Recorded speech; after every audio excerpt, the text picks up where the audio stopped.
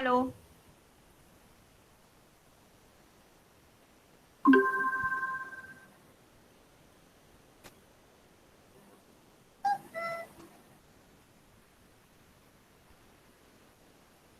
Professor Das, should I start? Yeah, you can start now. It's starting. Okay. Okay. Good afternoon, everyone, and welcome to the ninth session of International Certificate Program on Human Resource Management for Excellence. Today's session is on HR Analytics in Practice and will be taken by eminent speaker Mr. Prakash Chandra Panda. Mr. Prakash Chandra Panda is currently working as Senior Vice President and HR Head in India Power. He is an MBA and LLB from Utkal University, Bhubaneswar, with a one-year special management program from Indian Institute of Management, Calcutta.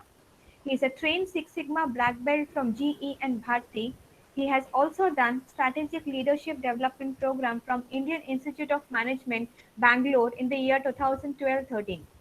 In an over 29 years of rich corporate experience in the entire gamut of HR, he has been associated with large multinational giants and Indian companies in telecom, retail, and manufacturing sectors and worked across geographies.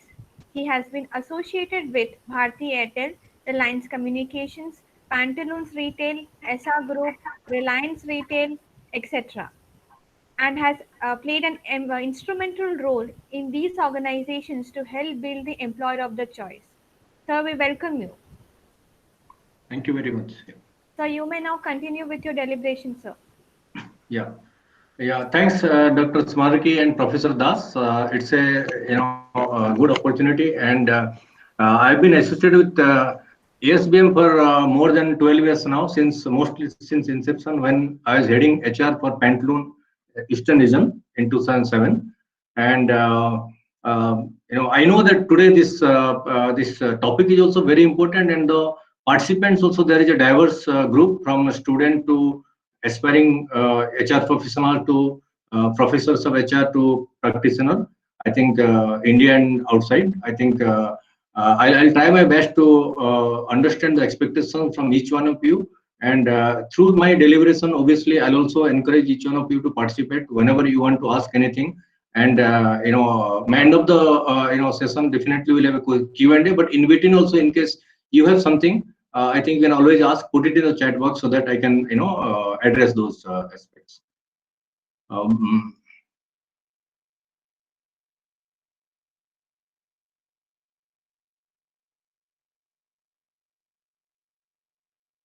Just 1 minute, let me.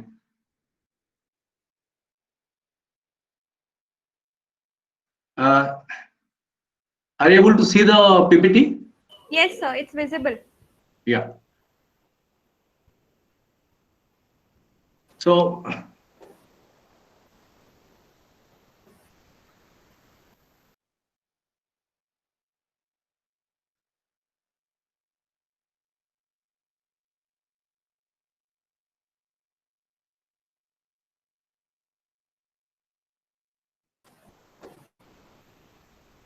just 1 minute.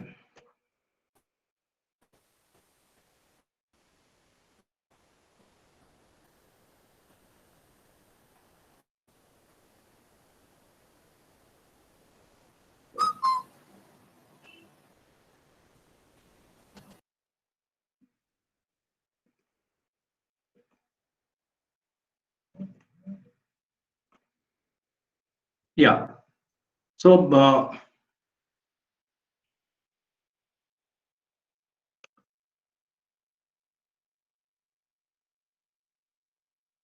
there is some problem. Give me a minute and I'll fix it.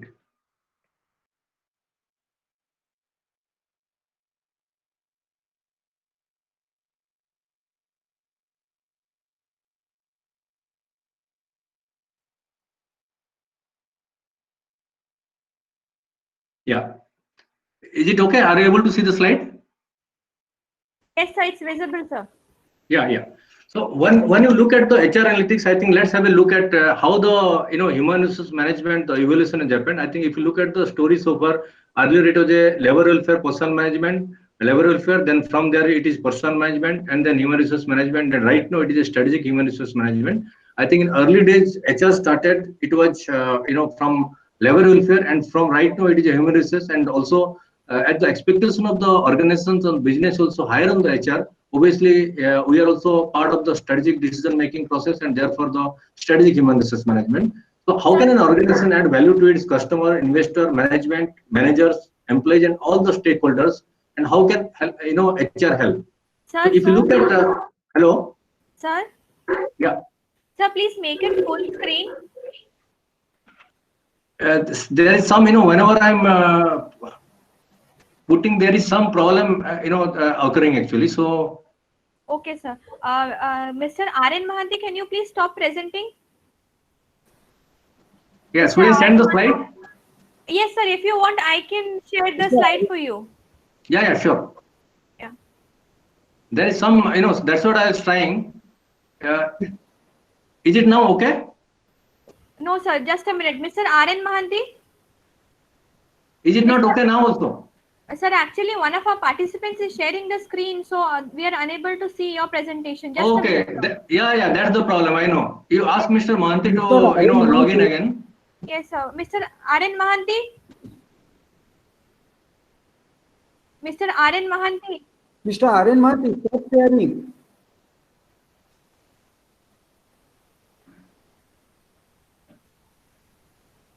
Sir, try sharing your screen now. Is it not okay now? No, sir. Professor Das, can you please ask Mr. Akash to, mute Mr. R.N. Mahanti, please? No. I'll tell now. Don't worry.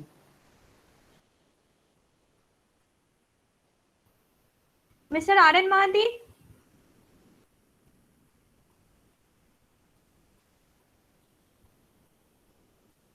Mr. Mahanti, please stop sharing.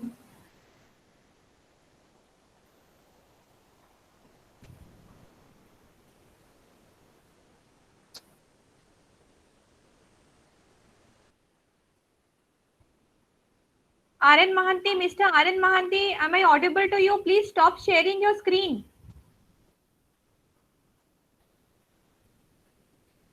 Please block R.N. Mahanti.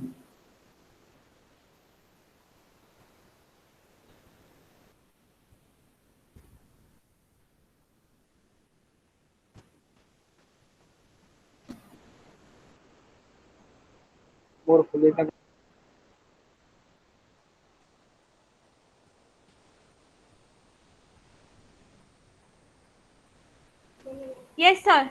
Mr. Sanjeev Jha, please turn off your video. Turn off your video, please. Yeah, Mr. is it okay Sanjeev now? Jha, please turn off your video.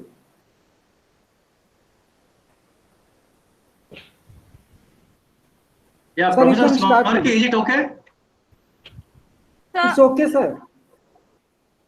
You are able to see the slide? Yes, sir, it is visible. Full screen? Full screen, sir. Okay, thank you. Okay, the story so far is, as I said, that it is from, labor welfare to personal management to HR to strategic human resource management, and how the organization can add value to its stakeholders, that is customer, investor, management, managers, and employee, and how can HR help.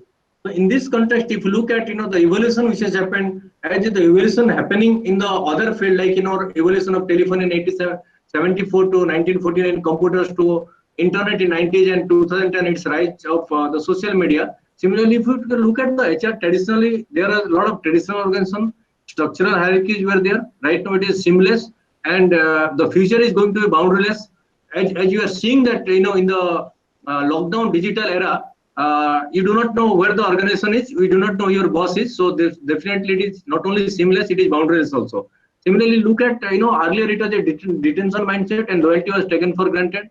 Then we moved to retention mindset. Now it is a retention and detention because of the various reason. But if you look at digital era, again it's a employer are in the operant. So maybe the employees retention, the focus has to be a little bit different. Similarly, if you look at currently it is a digital era, agility and creative workforce are required. People should adapt to technology, and a lot of online and digitization drives are there. So you look at every single field, there is a cultural change which has happened.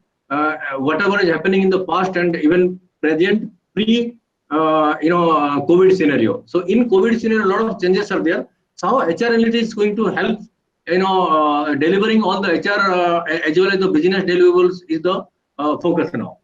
So when you look at what is the challenges, issue and challenges during COVID and post COVID, is basically you have to make the organization future ready.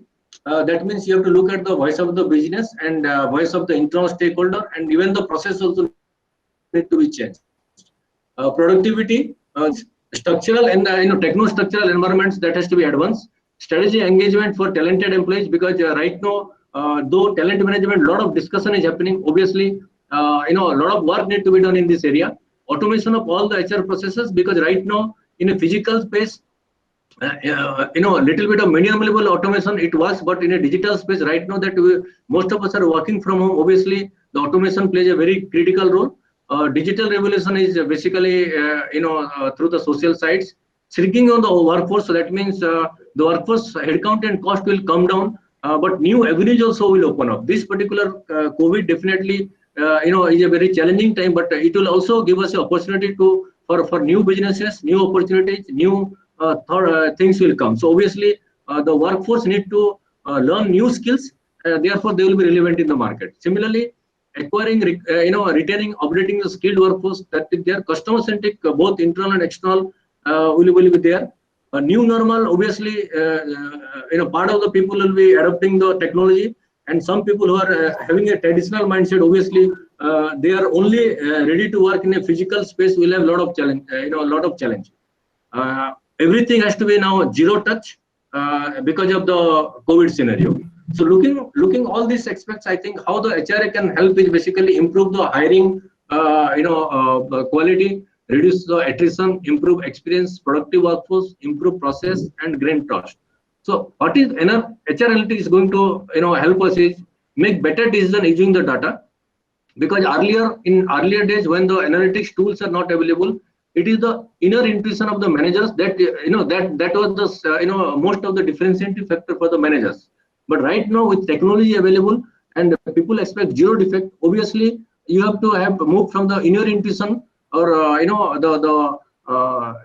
top down approach of decision making to a data driven decision making. Create a business case for HR interventions. Every HR intervention organization and the CEOs will look for a ROI model. So obviously you have to make a business case for each one of them. Test the effectiveness of these interventions. If it is successful, obviously the continuity will be there. So you need to know which interventions you have to stop, which intervention you need to continue, and which intervention you need to start. So that will depend on the HR analytics. Move from an operation partner to a tactical or strategic partner. That is the HR analytics is going to support us. So let's have a look at how the the analytics is happening in the outside world. And my request, Professor Smarky to show the video that is number football. That is the second link of the mail I have sent to you. Just a minute. Yeah.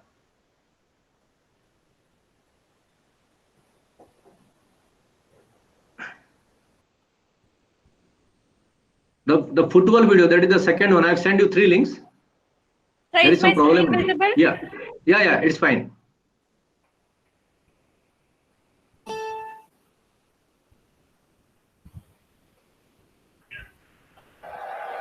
Yeah.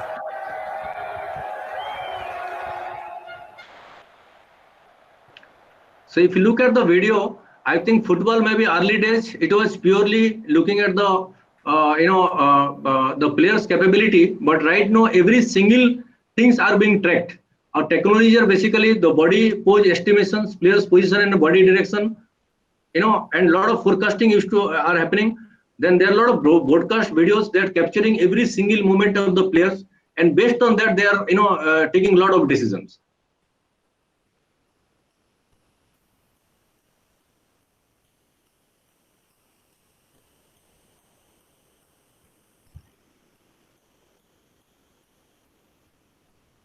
So this is the prediction scene.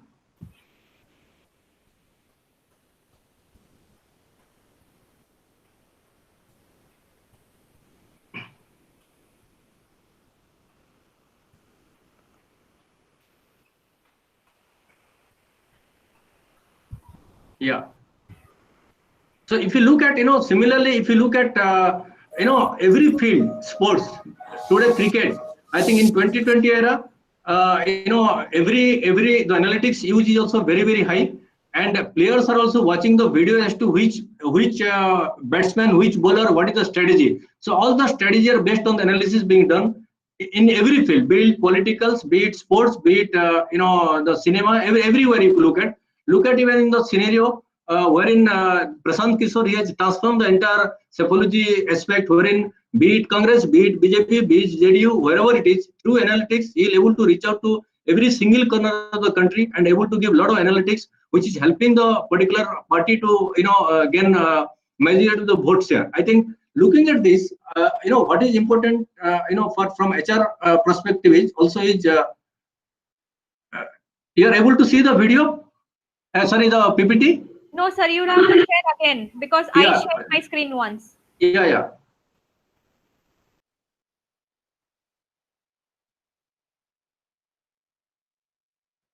Is it okay now? Hello? Yes, sir. Yes, sir. Just make, yes, sir. It's visible now. Yeah.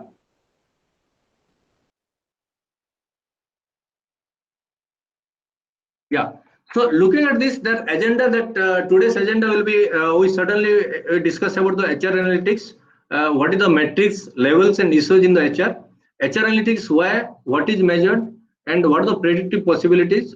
Analytics for you, best practices of analytics from other field, replicate some of the best practices in HR analytics. Like I was sharing with the sports, similarly, we can have a lot of inspiration from mythology, philosophy as well. Benchmarking HR analytics. What are the HR CTQs that is critical to qualities for the key HR interventions? So, because end of the day, when you are looking at analytics, you also look at, most of the organizations or most of the people, they always look at, they control the output measures. But what is important is, in order to have, better, services and zero defect services in each of the HR area, it is important for us to control the input. And we'll be discussing that and how we can have a zero defect approach in, HR analytics using some of the Six Sigma. But depending on the time availability, I'll only give you a base level conceptual one. If you want to know more details, definitely it is available in Google, as well as you can also discuss with me later on. So when you look at analytics, just a basics, I want to tell you that an employee turnover 13.5% is basically the output.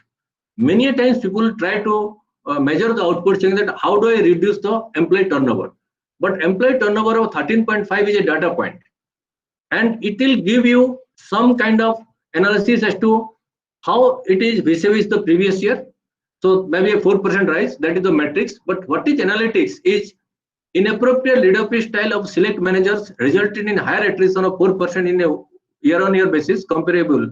That is the analytics. So if you look at the any attrition measure, people always look at the output, and when they are doing the exit analysis, you will invariably find that because of the better opportunity, people will leave. So if you ask maybe ASBM, Dr. Patnaik, or any of the people, whenever anybody is moving, what could be the reason? Is better opportunity, higher salary, or maybe relocation, or maybe personal reasons. But if you look at the real triggering point of why people leave any organization or any institute, you will find that invariably it may be job dissatisfaction, it can be boss subordinates relationship, it can be obviously the benefits, it can be the leadership style, but the triggering point people don't capture. They always capture the whatever has been told to them actually.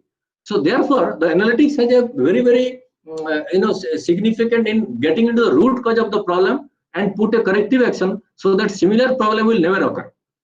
This is one example, the difference between a data metrics and the analytics.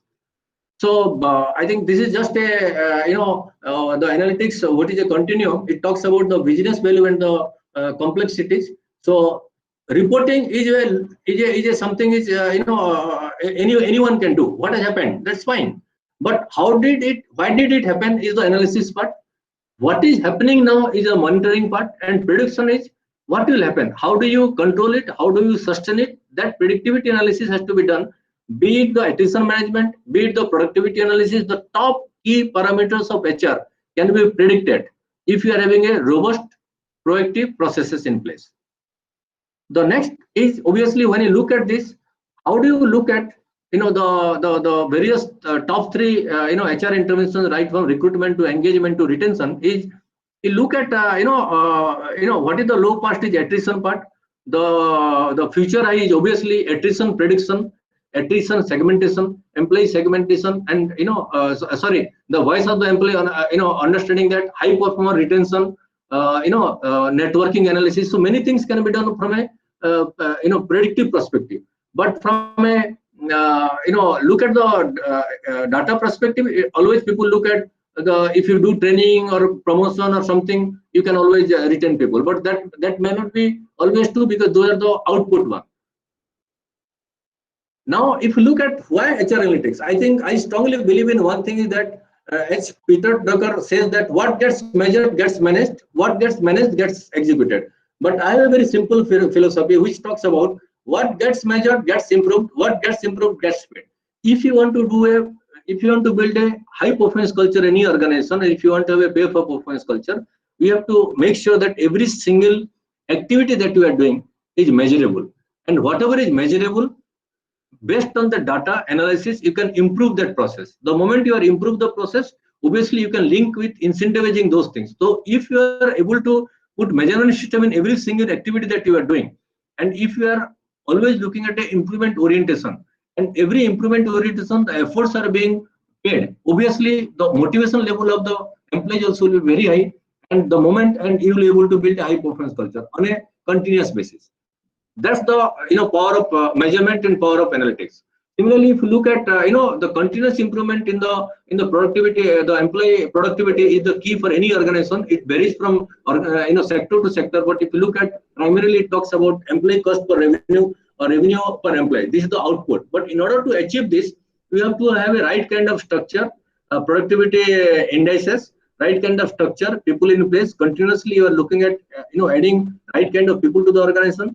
Making sure that people who are not doing well should be properly exited from the organization, so that the quality is getting improved and the productivity is in a continuous improvement quarter on quarter, year on year. Similarly, if you are using the HR analytics, one thing can also be done, that linkage of business objectives to the people strategy, that will be very high. For example, you can do always the cause and effect very well. So, for example, if you are looking at the that I will be discussing on the productivity little later, wherein you are able to predict that which person is contributing significantly, who are the top 25% people are able to give 80% of your sales targets. So those things analytics can be done in the field, and you can always link the HR strategy with the business strategy. And performance improvement, obviously, when you are looking at high performance culture, obviously it is not that only you have to manage the talented employees through the analytics, but people who has the potential, but they are not able to get the opportunity. The performance level may not be high.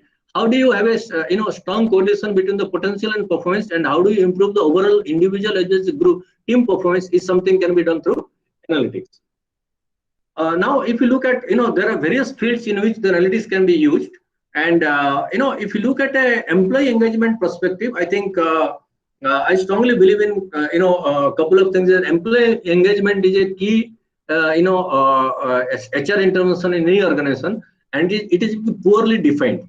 Employee engagement activity means it is doing some kind of employee events or any kind of programs. Those are actually employee entertainment. But employee engagement is nothing but the relationship between the employee and the manager should be exemplary in any organization. The moment the relationship between the employee and managers are exemplary in any organization, obviously you will find the manager is able to get the best out of every single employee.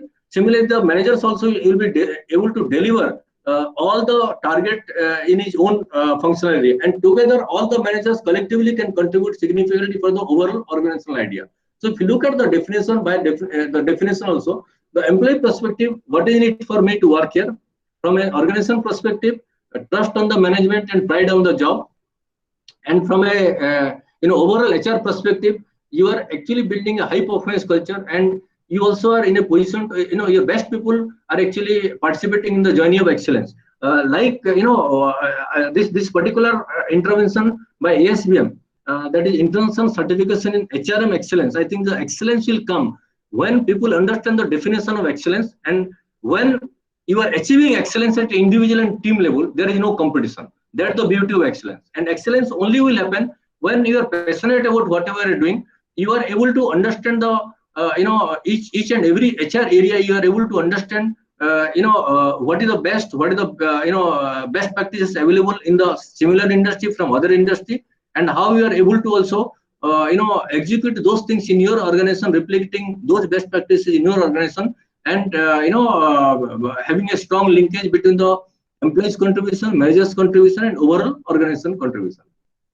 So creating and sustaining a great or better place to work is something is the objective of any employee engagement initiative. When you look at productivity analysis, I was telling you that I think how do you have an effective linkage between the HR strategy with the business strategy? This is a clear thing. Suppose you have got some people who are in the front end and some people who are the manager. So what the manager and front end, what is the salary level of people? You can always have right metrics of salary level for the front end and the managerial. So supervisors contribution and front end contribution. What is the target being achieved? This is an example of a cement company wherein you can look at that, the average achievement is say 4,000 ton maybe, or if you look at individually, it may range from 300 to 670. And if you look at average cost per ton, the supervisory cost can be 18 rupees and the front end cost can be 24, 22. As a group, individually it may vary. So how do you reduce the variation is the challenge. The moment you are able to reduce the variation, you are able to justify every single person in the organization in terms of the individual productivity and in terms of the team productivity. But why many organizations fail to do so is because they don't take professional decision and they take emotional decision. Because most of the people who will be working in the field, whether these guys are organizational loyal or they are loyal to their individual managers, that's the single most differentiating factor. The moment you are having a professional decision, obviously the productivity, individual level, group level will be much higher, and your appointment norms also will be always great. One aspect will be digitization, in HR, and that is what is the benefit to the organization, what is the benefit to the manager, what is the benefit to the employee, and one major stakeholder of this is the custodian, that is the HR. So accurate employee database management, HR aspect, faster payroll management, zero defect payroll management, better data security, connecting with all the stakeholders, and this is very, very important during the digitization. When you are in a physical and digital mode, both it is required, but in digital mode, it is a must actually. Similarly, from an employee perspective, easy access to relevant information, connecting to the leading, ease of connection, and saving time actually, because these employees are supposed to deliver on their core area. So from an HR perspective, if the HR is able to support them to deliver on their core area, they will not be bothered about the individual area, and HR takes care of them. They will be focusing more in their core area. Similarly, from manager perspective, HR is providing a platform wherein all the relevant information is available through and all the analytics are available to them. They can take a better decision on and they will be a better people manager. Organization perspective, obviously maximizing the employee productivity, enhancing employee satisfaction, and integrating the key HR processes for the business decision. So digitization has a very, very significant role in HR, and analytics have a major role to play.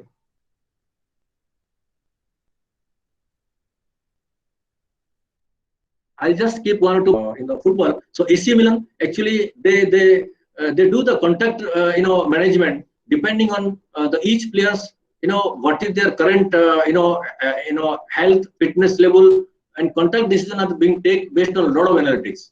Similarly, if you look at AT&T and Google, they take decisions mostly through a lot of analytics.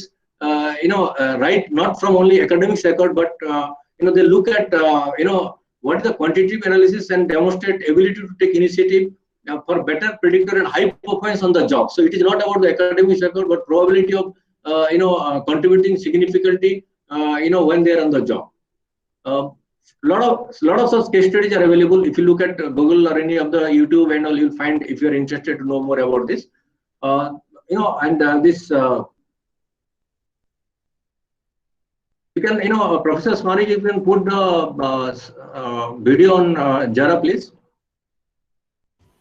Yes, sir. Just a minute, sir. Yeah. At this point of time, any questions you have, or anybody, you can put it in the chat box. So they have already put few questions. Do you Yeah. want me to ask you those questions now, or should I put them after the session? Yeah, after this video you can put, and then subsequently I'll ask a couple of things. Yeah. Okay, sir. Let me play the video first then. Yeah.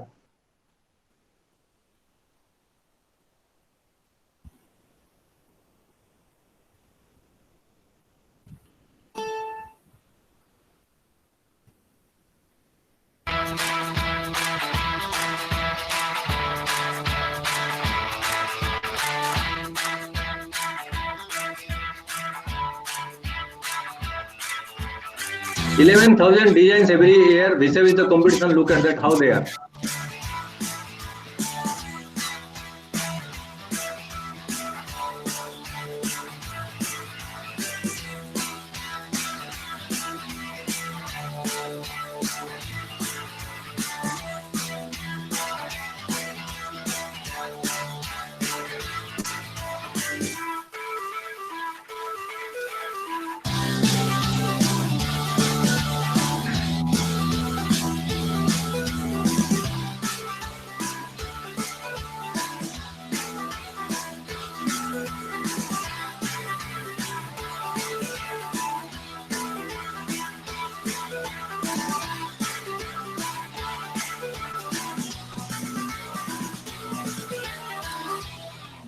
So look at the inventory management.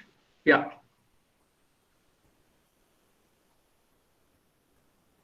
Yeah. So look at the the way it is a how you become a world class organization is basically look at Jara's approach also, that they are 10 setter. Any kind of retail organization, you look at the shrinkage will be very high. It may be customer sublifting, it may be employee theft, and it may be inventory mismanagement. But look at the practices they are having, and therefore not only they are looking at this aspect, they are also looking at how they are futuristic and how they are trend setter in many of the fashion area. So if you want me to take some questions, you can take, or some of the questions whatever they have asked, I am sure that I'm sure that it will be there in my subsequent slides also. Say there are 2-3 questions. What we can do is that once your session is over, should I put forward to you? Yeah, sure. Okay, Yeah, sir. so that I can rerun the slide if required. Yeah, fine. Yes, sir. Fair enough. Okay. So you will have to present again. Yeah. Is it okay? Yes, sir. Yes, sir. Please Yes, go sir, ahead. it's okay. Yeah. So HR analytics, I think it is all about, if you ask me as a leader, what is that we do is we take decisions. The decision can be right or wrong. If it is right decision, obviously you get a better results. If it is wrong decision, learn from your mistake and correct it and have a better decision. But something very, very unexpected, and when you have a lot of problems, is indecisiveness. So HR analytics definitely helps the HR professionals to make data-driven decision to attract, manage, and retain the employees, which improve the ROIs. And similarly, you look at the HR effectiveness of each of the policies and different intervention. And from a operational HR to a strategic HR to now a data-driven HR. And little bit on the journey so far, if you look at it, it is earlier we used to justify the role. Now it is a measurement in place, so a lot of matrices are there. Then get into effectiveness, that is the key performance indicators or process improvement. Similarly on the value creation, so HR is a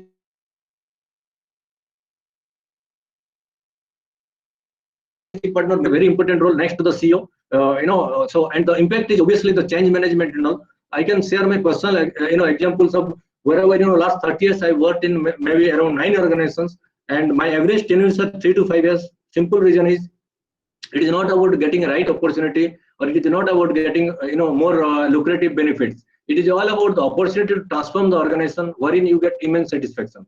And I must share with each one of you, my 30 years 9th organization, the best ever is Airtel Orissa 2004. That was around maybe 16 years back. And me and the current CEO of Airtel, Mr. Ajay Puri, he was the CEO of Orissa Circle. So both of us together, along with the top management, we put the best effort, best possible team. In the first year of operation in 2005, we got the best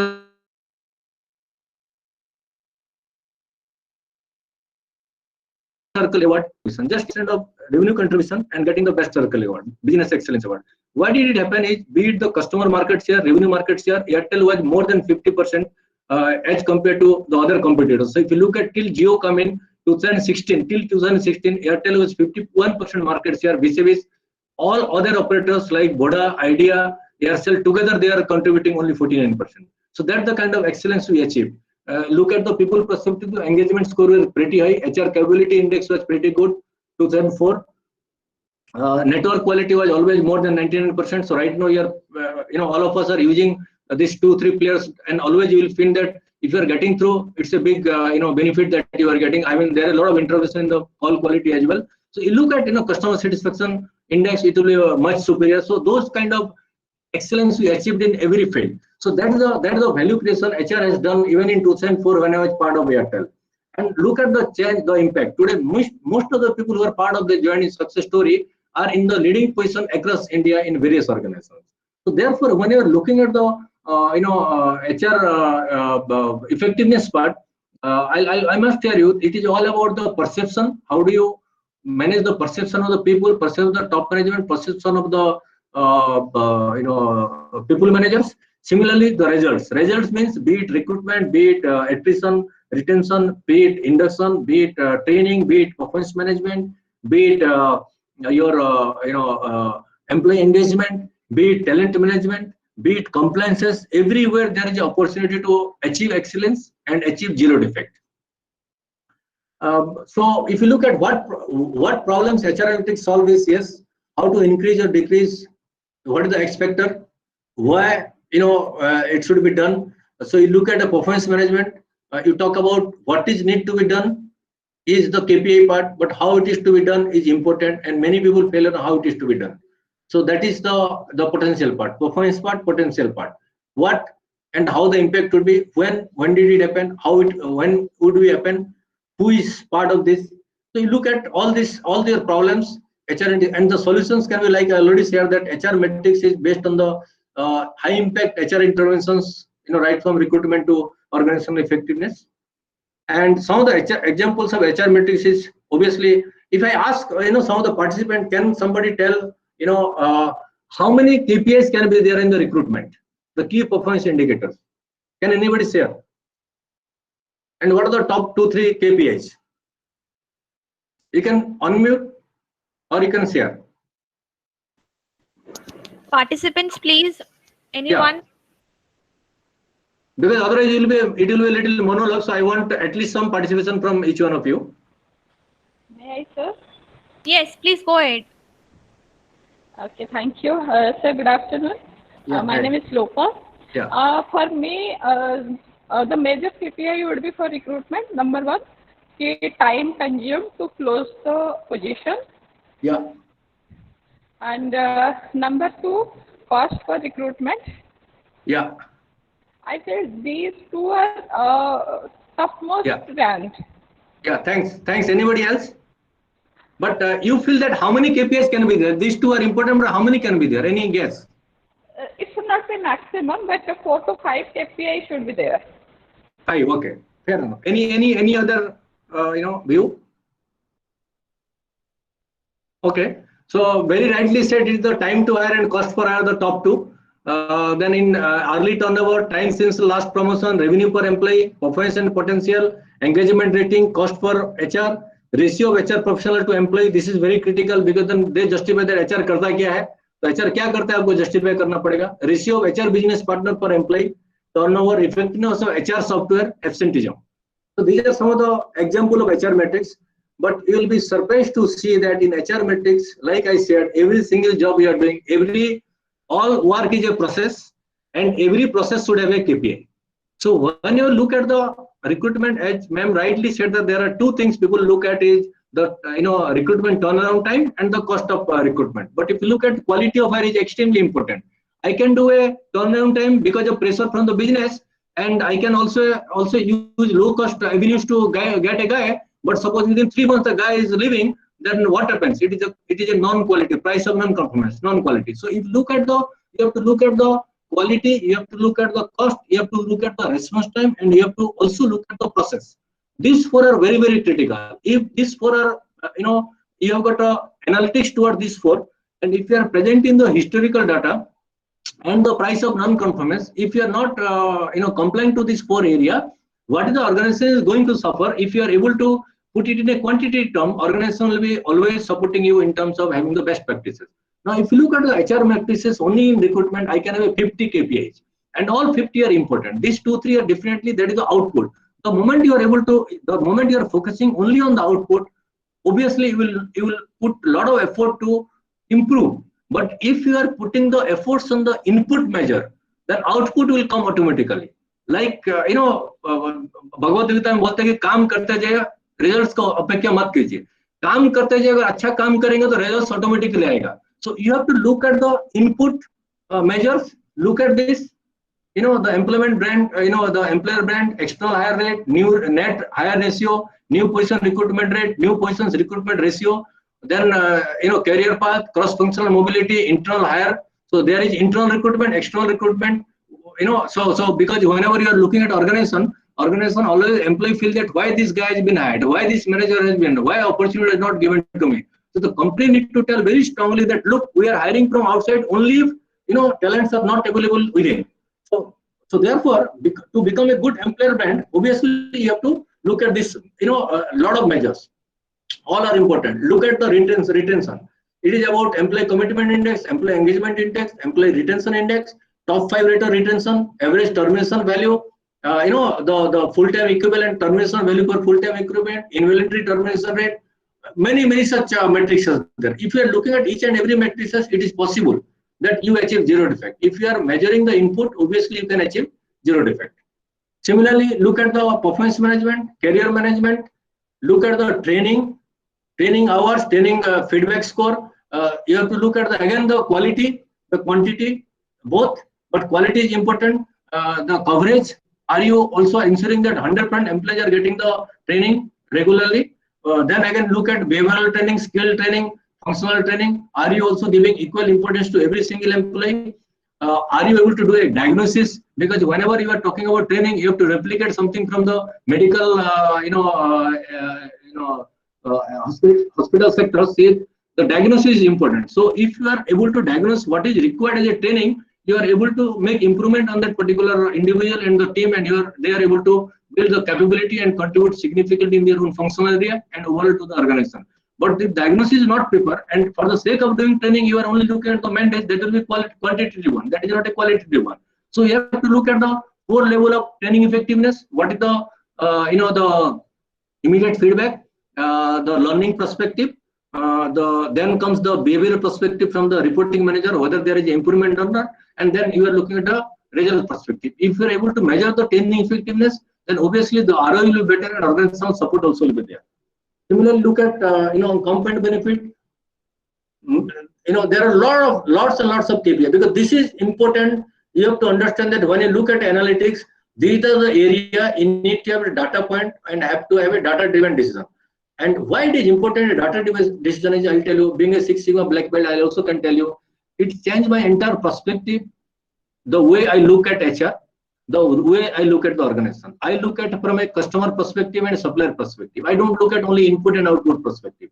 The moment you are able to customer and supplier perspective, then you are actually 360 you are looking at, and you are actually trying to have a zero defect approach in everywhere. That is one. The second part is Six Sigma talks about how do you the practical problem can be converted into statistical problem. Statistical problem can be converted into statistical solution. Statistical solution can be converted into practical solution. That is how your approach should be. Rather than having a top-down approach, rather than having an indoor intuition, data will give you a trend as to how you take the decision. Similarly, if you look at HR metrics on the workforce, also you have a lot of such metrics is available. So I'll just skip this, and we can discuss anything that you want to know. And these are the tools. One of the questions I've seen, what are the tools? So a lot of dependency is there on the Excel, but beyond that, there are Python, there are business intelligence tools, there is Tableau, there is SPSS, and there is Minitab that is used for the Six Sigma. There's a lot of analysis being done through that. So a lot of tools are available, but rather than getting into all the tools, it is always better to get mastery of 1 or 2 tools so that you are aware, but most importantly, if you are at least working in one of the platform on HR digitization, you get a lot of insight into the HR analytics. I think reason why HR struggles with HR analytics, first of all, I must share with you that it is all about the sincerity. If you are sincerely learning something, you are passionate about doing something, I'm sure that you will find out ways and means to have an input quality and make sure that you do analytics of each of, because it takes a lot of time. You have to put a lot of efforts. So that is their lack of data analytics skills within the HR, bringing together data from many different places. Because today, if you ask me, it is not that I'm working for the one organization, I work in 9 organizations. I am connected with more than 100 HR professionals who have worked with me, not worked with me, across the country, different domains, so that I have got real-time information what is happening in the provident fund, what is happening in the ESI, what is happening in the talent management side, what is happening in the recruitment, what is there in the. So the moment your networking is strong, you will able to extract a lot of data from various sources. But I'm very passionate about my HR as a profession. I think that I born from HR, and I always feel that wherever I work, nobody can do better than me. So that kind of commitment is there, that kind of passion is there. The moment you are having that kind of passion and commitment, you will definitely get the all necessary support, necessary exposure, and you will be able to tend to do better in the whatever area you are working. Insufficient IT resource, I think dependence on IT resource is nothing. IT only give you some platform support, but it is your own interest wherein you can do some IT solutions. Then privacy and compliance, I think everything is open today. I may not be having maybe a leader may not be having the salary details of all the employees, but he may be having salary details of the competitors. That's the kind of openness is there. So why I talk about the privacy and compliance, taking human out of the human resource, I think this is a very, very something very close to my heart. When you look at Corona, you must have seen that a lot of people are losing the job. There is a lot of salary cut, a lot of issues, challenges are there. But I must share with you something. As an employer, as a manager, we must see the employee as a human being first and then as an employee. Entire perspective will change. The moment you are looking them as an employee, we think that we are there to take decision for them, and hence, in order to reduce the cost, reduce the headcount, remove some other people. And we are actually not emotional about this. Don't look at the human touch aspect, and we always take a kind of decision like a machine. So entire perspective will change the moment you are treating the employee like a human being first and then as an employee. Only one, again, I must, ask something. People will say that zero defect is not possible. Is 99% is okay? Maybe 1 or 2 reactions from the participants. Is 99% is okay? Hello? Any reaction? Okay, not okay? Hello?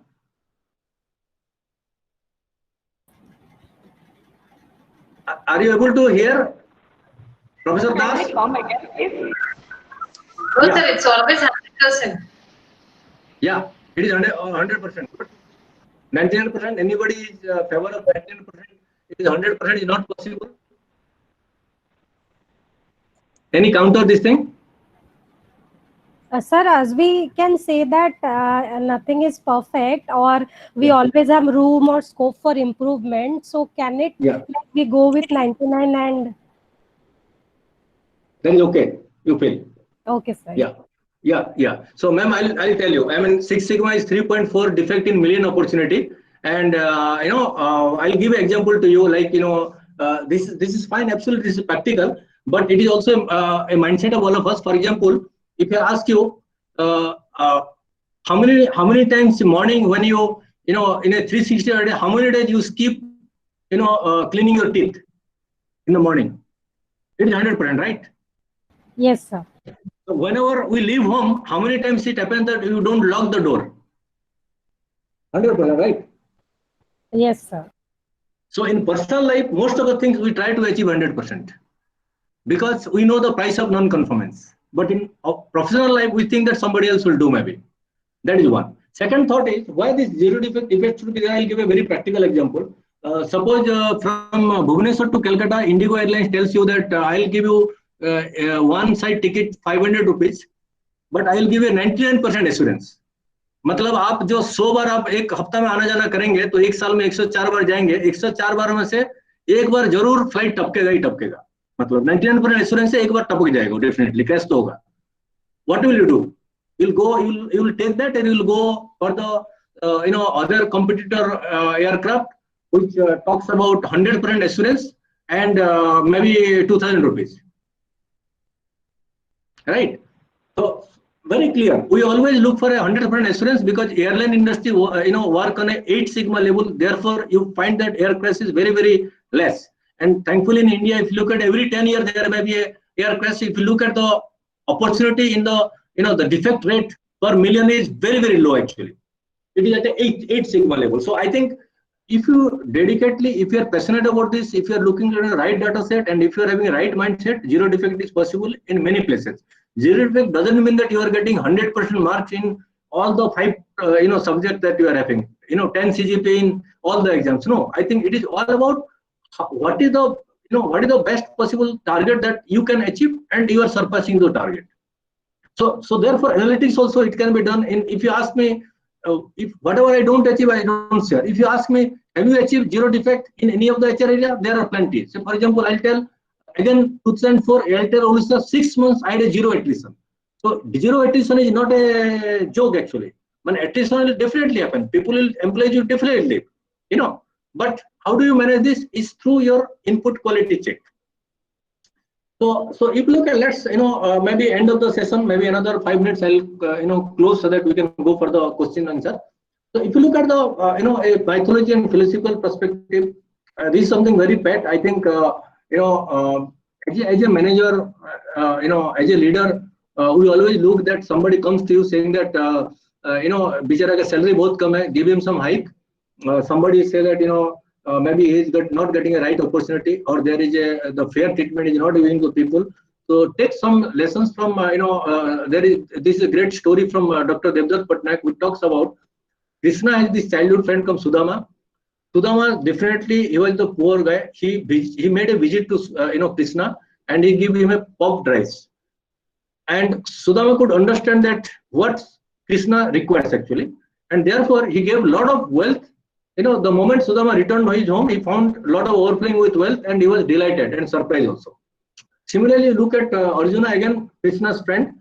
Arjuna, great warrior, but he definitely, he lost his nose. He thought that killing his own relatives is not justified, and therefore he doesn't know what to do. So he wanted some kind of solution in Gyan.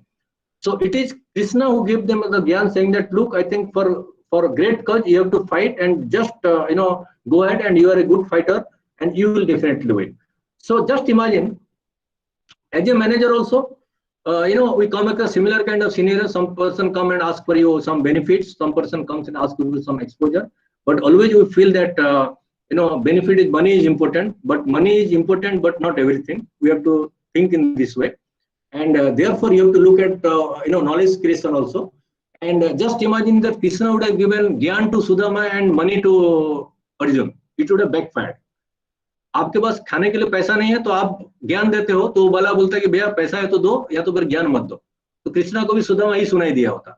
But he understand the implicit need of Sudama and he worked on this. Similarly, if you look at, as a manager, we need to sense what is the need of our team, and therefore we need to give them the exposure, give them the benefits, and a mix of benefit and exposure also. That is important. So therefore, I think one need to understand that how do you manage the team and how do you get the best out of the team? How do you ensure the team is engaged with you? And all leaders must have this sensitivity in mind. And last slide, if somebody can, before that, I'll also tell that when you want to achieve excellence in life, there are 5 things. It is related to Maslow's need hierarchy theory. All of you are aware, maybe Maslow's theory. It talks about physically fit, mentally agile, achieving excellence in your career, that is, socially reputed, financially sound, and spiritually connected. Spiritually connected is nothing but, spirit in everything that you are doing. You need to have a spirit, not that, making money by any means, but making money in an ethical way.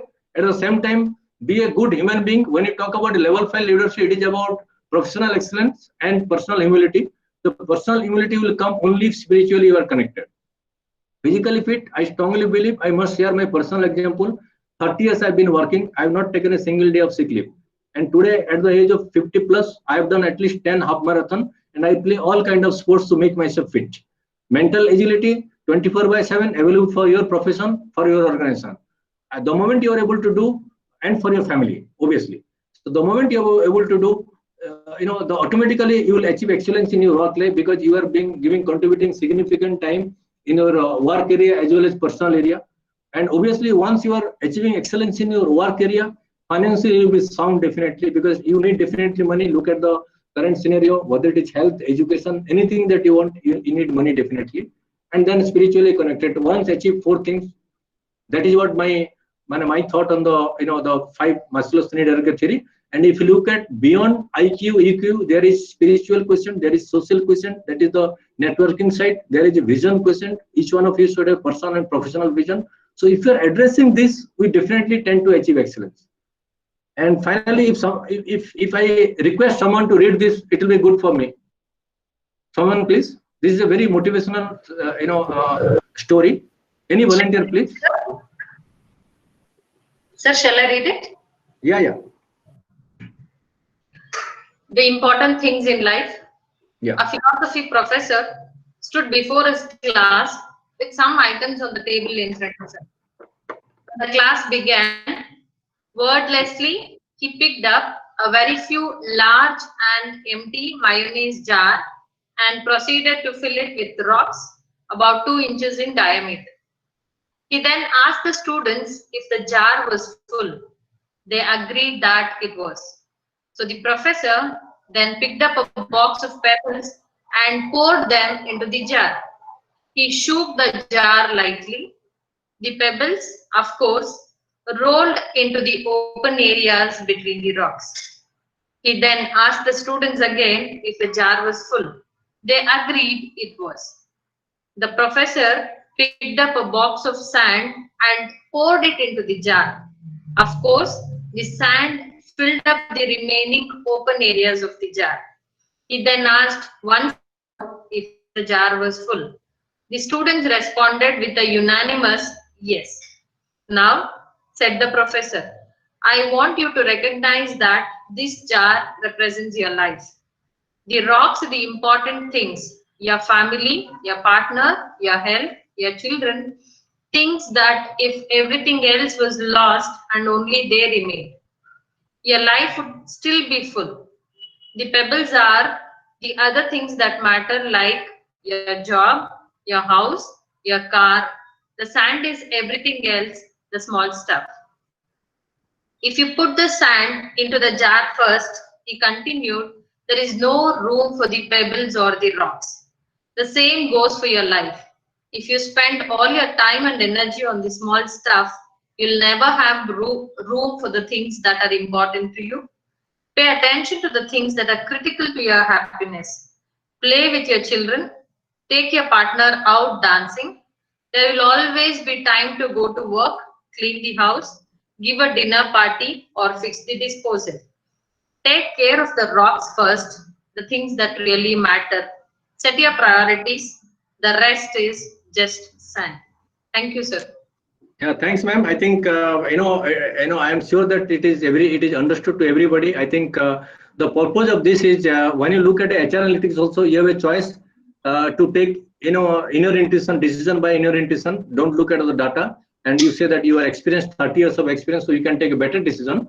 But you can always use the analytics. So basically, you have to set your priorities. You want to go for a data-driven decision, or you want to take your decision based on your gut feel. It is completely up to you. Similarly, in life also, I think it is important that take care of your family, take care of your partner, your health, and your children. That is the most important thing in life. You can get a job, you can get a car, you can get a house, but you certainly will not able to get a family and you cannot get a one more better aspect of your health. So I think everything else is sand, that is small stuff. Not to worry about the small stuff, but always better to look at the most priority things in your life. And thank you very much for this opportunity, Dr. Smaraki and Professor Das and ASBM. Now I am open to any kind of questions. You can ask, please. Thank you, sir. Sir, now I'll put forward few questions to you. Yeah. So the first question is from Someshri. She is asking any specialization or certification that we need to do in advance for getting acquainted with these tools and analytics. See, I think it is. I strongly believe in learning by doing. That is one. Second is a lot of tools are available in the net, and right now that most of us are working from home, it is always better to explore them because right now that is there. Second is there are courses available. So if you look at HR analytics, people analytics, CI does courses, then Aonavit does courses. There are various organizations, but then you have to go for a right kind of how much you can invest, because if CI courses are very quality orientation but high cost also, and there are a lot of analytics available at a low cost, but it is completely up to you how much you want to invest. But most important thing is you should have a practical exposure, searching nets, talking to various people, have basics right, and the moment your basics are right, you can get into the advanced level through CI, people analytics, or any kind of Aonavit or any kind of top institute actually. So it is not about the certificate, but about getting a right kind of exposure. Right, sir. Sir, another question is from Lopamudra. She is asking what is the minimum time period required to reach in advanced level of HR analytics? So I think please suggest some good institutions. Yeah, I'll put it in this way that I think I keep on sharing that 30 years means at times it is 1 year experience into 30, so not much of experience. So it is not about the 1 year or 30 year. In 1 to 3 years, young talent are able to throw a lot of analytics. Basically, it is all about your interest, aptitude. So maybe you can achieve in 2 years also. I have a lot of team members with 20 years of experience, but have less analytical skills. But people with 4 or 5 years of experience have got a great insight into analytics. So it is completely depending on because it is something like this. You all know, most of you are in the teaching profession. So basically, a physics teacher, if you ask him to teach geography, it will be very difficult. Similarly, geography guy cannot teach physics. A physics guy can teach mathematics, and mathematics can physics. So similarly, the skill set are also very different in the HR analytics part. It completely depends on that. But you can achieve in 2-3 years also excellence, advanced level also. And for that, like I already said that first is that understanding about all the HR processes, and that getting into the analytics area, whoever is interest. But first is a lot of online courses are available also. You try it out, or else look at Aonavit, look at CII, look at the other 2-3 area. I think this CV Rao, this Mr. Rao's institute also. So a lot of PB Rao's, Mr. Rao's institute, a lot of things, a lot of institutes are there. But top quality, obviously, CII, I feel. Right, sir. So another question here is, sir, can analytics systems be digitalized or done via bots, via artificial intelligence, or the upcoming technology? If yes, how? Yeah. Please suggest in this post-COVID era or work from home scenario. Yeah, I think one big advantage in work from home is in the workplace, physical mode, a lot of distraction is there. A lot of adda will be there, a little bit of office politics will be there. But today, thankfully, in the work from home scenario, you have a lot of time. So this is the time one can always, learn significantly. When I was sharing about this, the story of Krishna and Sudama, I must share with you that which I normally practice. Money is important, but not everything. So if you are investing in your learning, you get an incremental benefit. But if you are earning, you are spending actually. Right. So therefore, the thought is, I'm very happy that a lot of participants are very, very interested about the analytics part and about the learning. I think if you want to learn, there will be huge avenue available with us. And post-COVID, it is important. You very rightly put that question is, post-COVID, more and more analytics will be done basically. Because earlier, the employers and the organization used to at times, give a leverage saying that, okay, people are loyal to the organization, let them continue. But right now, they will be a little ruthless because their survival and revival strategy is depending on the people capability. And hence, analytical skills is extremely important. And each and every area, you need to have a measurement system, analytics in place. Right, sir. So also, can analytic systems be digitalized or done via Yeah. bots or artificial intelligence? Yeah, I think, see, I'll tell you a little bit. AI is there definitely, but I'll tell you, technology cannot, replicate the tacit knowledge, right? So therefore, a good mix of tacit knowledge and technology important, in any area basically. So therefore, technology, the analytics digitalization is definitely there. See, beyond HRMS. So today, if you ask me what is the things that we are implementing in our organization, is HRMS is there to manage the life cycle. But then I have got a talent management platform wherein analytics be done, people analytics. So I know for current role and for aspirational role, what kind of skill set are required, what is the behavioral competencies currently, and what is the the future competency required. Based on that, you take a lot of decision. Similarly, for compliance also, I've got a platform wherein the compliance analytics are also available.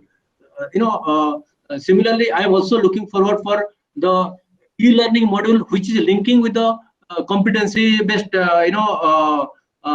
modules. Actually, competency-based module that is through the e-learning courses. Earlier, we are looking at physical assessment and physical courses for the competency development. But right now, you are using e-learning model, for development, and online module for assessment also. So a lot of analytics and digital these things are available, and that is possible. But for their HR need to be stable in any organization. Today, most of the average age of people also in HR are talented people are 3 to 5 years. Yes, sir. Sir, Yeah. another question here is, how effective do you think the surveys are? Are they transparent, and the feedback tools which work in systems of employee feedback, do they matter for HR workforce to put on research for organizational growth? She wants to know anything you can share relating to your own company. Yeah, no, I think I must share with you that if you look at my approach is very clear that either you should have a strong HR or no HR, and if you want to have a strong HR, then don't fool around people. Completely very right question. All the employee perception and surveys and all to at times to sabotage thing. For example, look at the the government this predictions are happening in the political field. They take a sample of maybe 1,000 people, 2,000 people, and decide that which all state will go to how many seats to BJP and how many seats to Congress. They may be happy showing this results, but in reality it is not a true story. So when you look at a perception measure, there are two. One is internally you should have a capability to do the survey and take the employee survey and manager survey in totality. And the second one is when you are engaging people are today, they look for a great place to work because that is little low cost survey tools available. But look at Gallup and One Habit, you will find that it is just scientifically proven. And if you deploy Gallup Q12 in your organization, cultural changes is guaranteed. Similarly, if you in a true spirit employ the look at the great place to work methodology, and if you are doing the action planning, if you are ensuring that the awareness level with the employee and managers are high, obviously cultural changes will happen. The third perspective I want to tell you that in HR effectiveness, when we talk about HR effectiveness through analytics, there are two things can be done. One is that the documentation audit, so where the documents are proper in each of the area, and second is perception measure, not about the employee, but also about the people manager and also the leader. The moment you are able to take perception all the three, you can always index your HR intervention, and you look at the where the process capability are, and you can take an appropriate decision. So I think very rightly asked that this survey and all, if you are seriously doing it, it has a significant impact both on creating the awareness and making a continuous improvement. Okay, sir. Sir, here Miss Anita Bhutani is asking, how is analytics being affected due to the current scenario? Yeah, ma'am, very right question. Currently, everybody is looking for a survival strategy. So they will not invest on any kind of analytics, any kind of developmental initiative. That is what it is being seen in the industry, unfortunately, for last 4 or 5 months. But I'll tell you, the all great organizations, they should look forward for investing in the building a right organization by attracting some good talent, because this is the time you get talented people with a moderate compensation, because people will not be demanding, so you get a lot of good people. Similarly, this is the time lot of training organizations, trainers, strategists, they will be doing the HR intervention with a little lower medium cost. So this is the time to, because if your input is not good, how do you get the best output? How do you go for a revival strategy? How can you back on track post COVID? So obviously the strategy has to be right now. It is impacted. Obviously the analytics are important. People will say that analytics mat bataye boss, mere ko aadmi kam karna hai, mere ko cost kam karna hai, mere ko survive karna hai. But I think the organizations which is the leaders are great. They will always say that they will find ways and means to invest continuously on the people transformation and the technology transformation. For both of these, analytics is extremely important. Okay, sir. Sir, here I can see another question from Miss Manisha. She is asking, what are the key statistics to consider before going into HR analytics program? Yeah. Repeat the question, please. What are the key statistics to consider before beginning any HR analytics program? So I think I don't think that see, you yourself should know that is it your interest area? Do you want to make a career in the analytics, or do you want see that is what the learning can happen through peer level of learning can happen. You can ask some of the people in the industry or from the institute. The second can be, you can look at Google. That is thankfully available in nowadays. There is no Google, and we have to always bank on our seniors actually. So that can be done. Then you can always look at a lot of reading material available. So the moment your base is good, obviously if your interest is there, I'm sure that you will get a lot of avenues actually, and a lot of low cost avenue. Thankfully, with COVID coming, the expectations are not very high, so people are ready to lower the expectations and give the great services with a moderate and low cost also.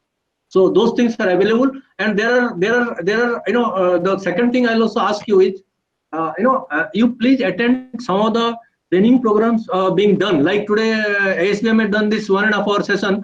So NHRD and Calcutta does a HR analytics basic course. They charge around 3,000-4,000 rupees. Maybe if some of you want, I can share with Dr. Smaraki. You can join those courses, and in 3,000-4,000 rupees, you get a 7-8 session on the HR analytics part. So maybe your basics are right, and then after you can take a decision whether you want to invest more and get some excellence in HR analytics. Right, sir. Sir, our participants are requesting you to please share those details. They have already written in the chat box. So after this session, maybe you can share the detail of the NHRD and data analytics program, and I can share them with them. Yeah. Sir, another question. Sir, we have discussed everything regarding HR analytics, and we have seen the benefits of HR analytics as well, and the influence on HR analytics pertaining to COVID-19. Here's a basic question that comes to my mind is, how do a person choose the right analytics system? How do we decide what is the right analytics for a particular situation or for a particular person? Just repeat it again, ma'am. Matlab, it is you are talking about the analytics system or the person? Sir, I am asking if how do we choose the right kind of system, the right analytics? Okay. See, there are two aspects, ma'am. I mean, one, if you look at technology perspective, unfortunately, everybody has become a technocrat, and every day you are flooded with a lot of mails from various people saying that I've got the best of analytical tools available.